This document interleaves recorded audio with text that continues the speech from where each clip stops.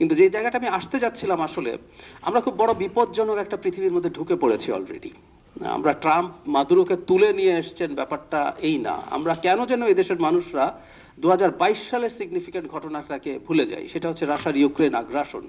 পৃথিবী পুরোপুরি পাল্টে যেতে শুরু করেছে আসলে ওই সময়। একটা দেশ আর একটা দেশকে অ্যাটাক করে তার 20% ভূমি অ্যানেক্স করে নিচ্ছে তার সাথে। আমরা কেন যেন, আমি যেহেতু এটা নিয়ে লেখালেখি করেছি, অনেকগুলো কলাম লিখেছি, আমি প্রচুর গালিগালাজ খেয়েছি যে আমি ভুল কথা বলছি। মানে রাশিয়া একটা দেশের ভূমি লিখে নিচ্ছেন।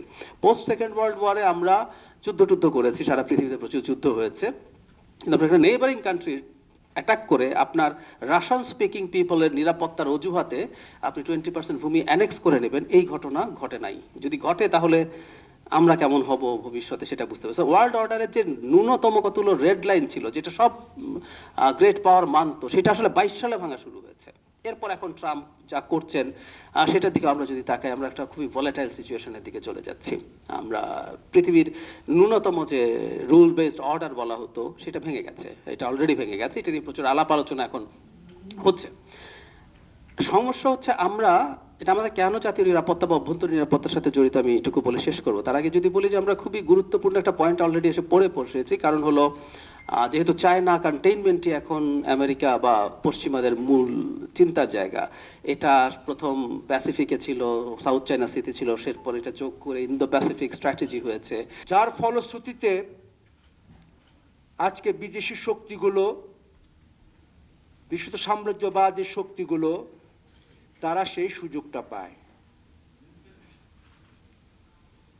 প্রতিবেশী দেশগুলোর বড় ভাই সুলভ আচরণ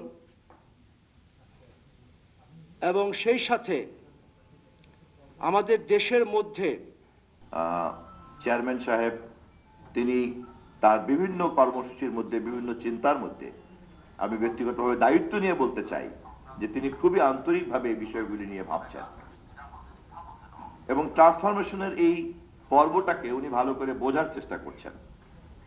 এবং সেই কারণে আমি দলের পক্ষ থেকে, বিএনপির পক্ষ থেকে আমি আহ্বান রাখতে চাই যে যেহেতু আমরা ক্ষমতায় ছিলাম, ভবিষ্যতে ক্ষমতায় যাওয়ার সম্ভাবনা আছে, ফলে আপনারা যারা দলের বাইরেও